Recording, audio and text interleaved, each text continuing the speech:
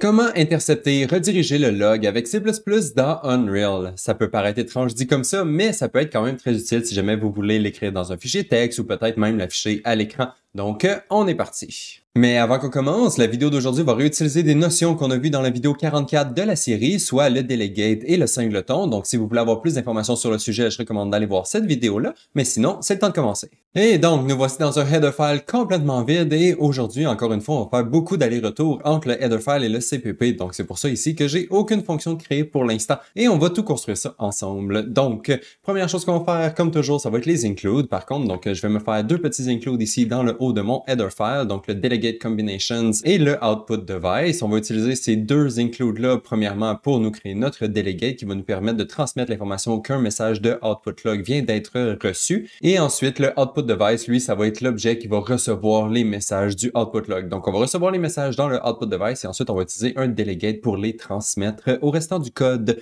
Donc, on a besoin de ces deux includes-là dans notre header file et les deux sont dans le module core. Parfait, on n'a pas beaucoup de modules à ajouter. Et on a aussi un module dans le CPP qu'on va avoir besoin, ça va être le core globals pour pouvoir accéder au log de l'éditeur. Donc, lui aussi est dans le module core. Donc, on va simplement s'assurer que le module core est déjà dans notre build.cs et il est ici. Voilà. Il est évidemment là par défaut parce que le core module, c'est le module le plus important de l'engine au complet. Voilà. Donc là, ça va être tous les includes qu'on a besoin de faire aujourd'hui. Maintenant, on peut commencer à regarder la logique. Et la première chose qu'on va faire, c'est nous créer notre singleton. Donc, ça va être la même exacte logique que j'ai utilisée dans la vidéo 44. Donc, je vais me créer un singleton de ma librairie pour pouvoir exposer mes delegates au blueprint. Parce que si vous voulez que vos delegates soient available en blueprint, ils ne peuvent pas être statiques. Donc, ils doivent vivre sur un objet et l'objet le plus simple qu'on peut se créer en ce moment, ça va être un singleton de notre librairie. Donc, voilà. J'ai mon singleton qui est juste ici. C'est une variable statique. Ensuite, j'ai mon constructeur et mon destructeur que je vais utiliser pour setter la valeur de mon singleton. Et finalement, j'ai une petite fonction get qui va me permettre d'obtenir le singleton et de le passer à mon blueprint. Donc, une variable, deux fonctions constructeur et destructeur et une troisième fonction pour notre getter blueprint.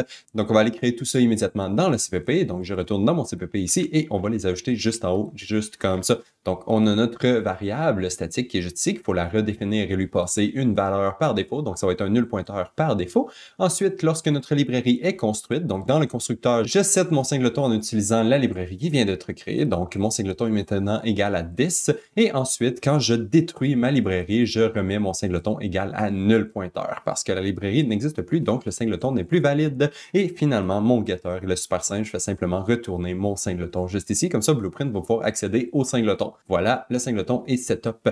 Parfait. Maintenant, on peut passer à la création de notre delegate. Donc, je vais retourner dans mon header file encore une fois et je vais me créer mon delegate ici, juste en haut. Donc, declare dynamic multicast delegate 3 params. On va utiliser 3 paramètres parce que la fonction qui reçoit les messages de log reçoit aussi 3 paramètres. Donc, on a premièrement le premier string paramètre qui va être le message qui est écrit dans le log. Ensuite, on a un autre paramètre qui va nous indiquer la verbosité du message. Donc, est-ce que c'est un warning, un log, une erreur, etc.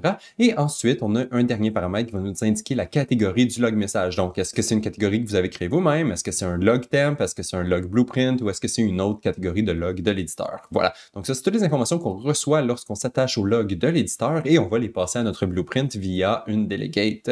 Donc, on a notre delegate juste ici. Je viens de devoir me créer une variable pour ce delegate-là, évidemment. Donc, j'ai ma petite variable juste ici, fonlog message received, et je l'ai appelé onlog message received. J'ai fait sûr que ma variable soit blueprint assignable pour qu'on puisse l'utiliser en blueprint, évidemment, et c'est tout. Maintenant, notre delegate est setup et on est prêt à s'attacher au log de l'éditeur et on va simplement pouvoir appeler notre delegate lorsqu'on reçoit l'information qu'un nouveau log message vient d'être reçu.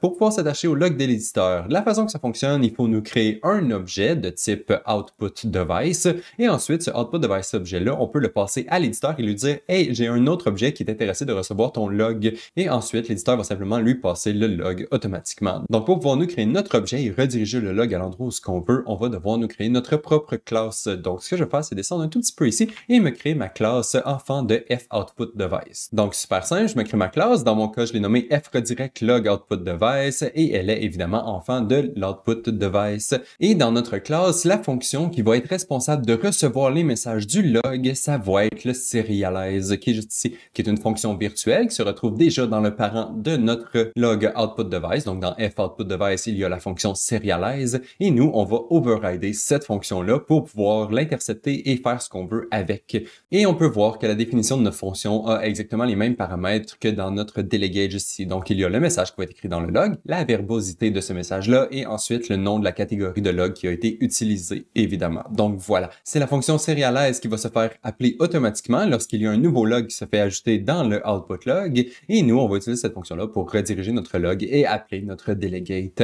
Mais bon, avant qu'on puisse utiliser la fonction, il va nous falloir une instance de notre classe. En ce moment, on a juste la classe de créer et définie, mais on n'a pas d'objet correspondant à cette classe-là. Donc, on va devoir nous créer un objet et l'endroit où on va sauvegarder cet objet-là après qu'il soit créé, ça va être dans notre fonction library, juste parce que ça va être un petit peu plus simple. Donc ici, juste en bas, je vais simplement me créer ma variable qui va contenir l'objet que je vais me créer, un pointeur privé qui va être un f redirect output log device, qui est ma classe que juste en haut, évidemment, que j'ai nommé redirect output log device. Et nous, ce qu'on va faire, c'est créer un objet, le mettre dans ce petit pointeur-là, et ensuite, on va pouvoir register l'objet à l'éditeur et lui dire, hey, j'ai un nouvel objet de log qui est intéressé à recevoir ton log. Quand l'éditeur va recevoir un log, il va appeler la fonction serialize, et dans la fonction serialize, on va simplement pouvoir appeler notre callback qui va dire, hey, on a reçu un nouveau log, maintenant on peut faire ce qu'on veut avec. Et dans notre cas, on va simplement l'afficher à l'écran en utilisant Blueprint à la fin de la vidéo. Donc voilà, on a enfin toutes les pièces qu'on a besoin pour pouvoir construire notre logique. Donc maintenant, c'est le temps d'aller dans le CPP ici et on va commencer par créer notre fonction de notre nouvelle classe. Donc j'ai ma nouvelle fonction juste ici, la fonction serialize, je l'ai simplement créée juste en bas. Donc le code devrait compiler. Mais par contre, en ce moment, il ne fait rien. La première chose qu'il faut faire pour pouvoir utiliser la fonction serialize, c'est nous créer un objet de type f redirect log output device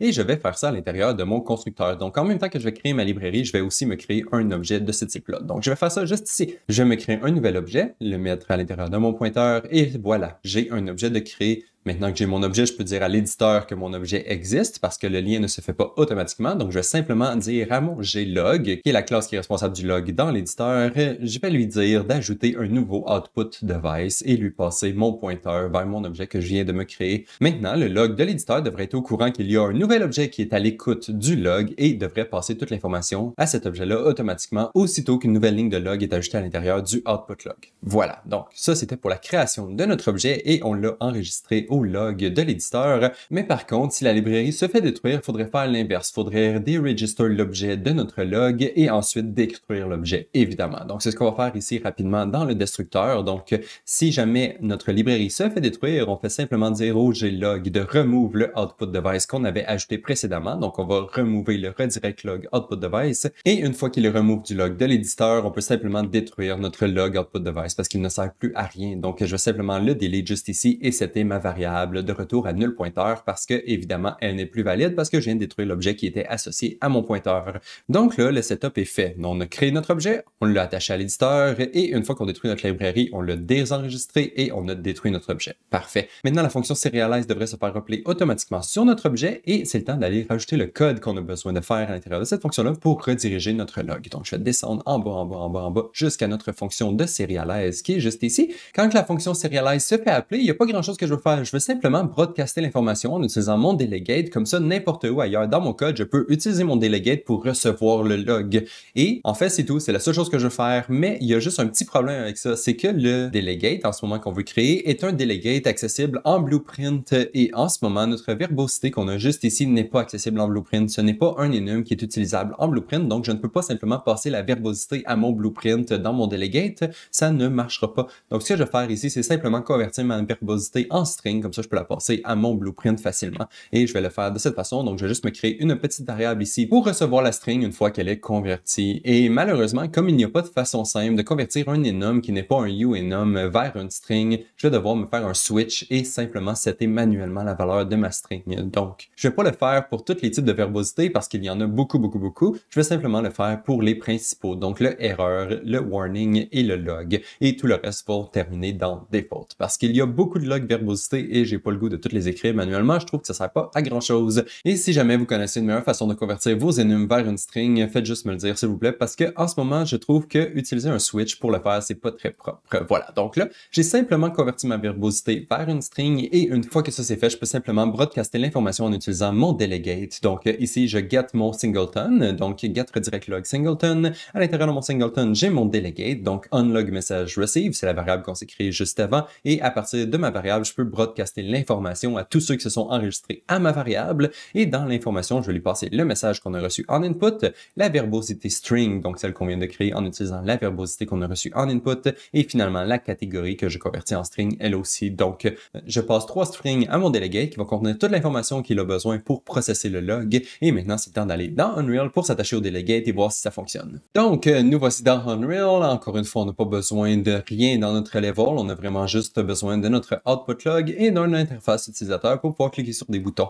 Donc, dans mon interface ici, j'ai deux petites fonctions. J'ai une fonction qui me permet de m'attacher à mon callback, donc bind to log message received. Et ensuite, j'ai mon unbind from log message receive. Et quand je clique sur ces boutons, ça va m'attacher ou me détacher de mon event dispatcher. Et cet event dispatcher-là, évidemment, c'est celui qu'on a créé en C++ qui nous permet de s'attacher au log message. Donc, on va aller voir à quoi ça ressemble dans le graphe et ça ressemble un petit peu à ça. Donc, ici, quand je clique sur mon bouton de bind, ça va simplement getter mon singleton et m'attacher au event dispatcher. Donc, bind event to unlog message receive et on utilise notre petit event qu'on a juste ici. Et même chose, quand je clique sur unbind, ça me détache de mon event dispatcher. Donc, même event dispatcher, même event, on va simplement se détacher. Aussi, quand je me détache de mon event dispatcher, je vais clearer ma variable de log ici que je me suis créée et rafraîchir mon interface, évidemment, pour prouver que je ne reçois plus le log et qu'il n'y a aucune nouvelle ligne de log qui va se faire rajouter à l'intérieur. Ensuite, quand notre unlog message receive event se fait appeler, ce qu'on fait, c'est simplement formater notre string un tout petit peu. Donc, on met notre verbosité au début, ensuite on met notre catégorie et finalement on met le log message.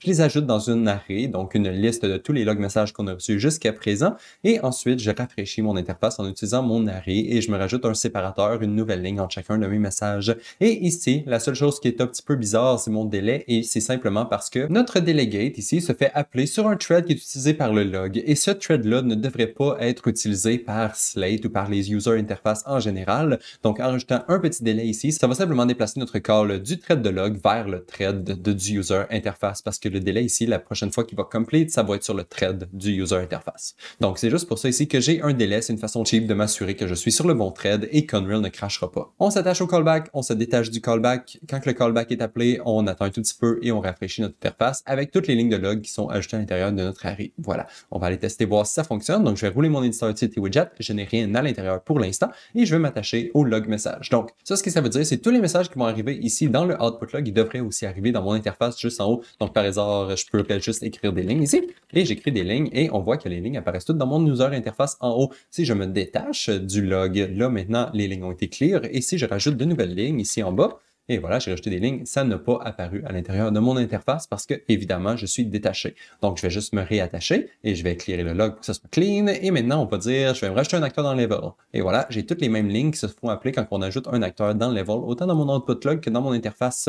Ensuite, je pourrais déplacer mon acteur. Je sais pas si ça génère des lignes. Non, si je clique ici, ah, OK, clicking background, ça a généré une ligne ici et là. Ensuite, si je change de fenêtre, non, ça ne génère pas de ligne. Je crois que si je resize ma fenêtre, et voilà, si je resize mon viewport, on voit que ça print plusieurs lignes là aussi. On peut voir les logs catégories, le type de log qu'il s'agit, et voilà, on voit que tout fonctionne. Donc là, je peux rajouter tout plein de choses dans le level, ça génère tout plein de lignes de log, et on les voit toutes dans mon interface qui est juste ici. Même chose, je peux continuer d'écrire des lignes si je veux ici. Si je scroll, je devrais voir mes lignes en bas complètement. Et voilà, donc là, vous pouvez rediriger votre log comme vous voulez. Vous pouvez l'écrire dans un fichier texte, vous pouvez l'afficher à l'écran in-game si vous voulez, ou vous pouvez faire exactement ce que vous voulez avec. Et ça va être tout pour la vidéo d'aujourd'hui. Donc on se revoit dans la prochaine. Bye bye.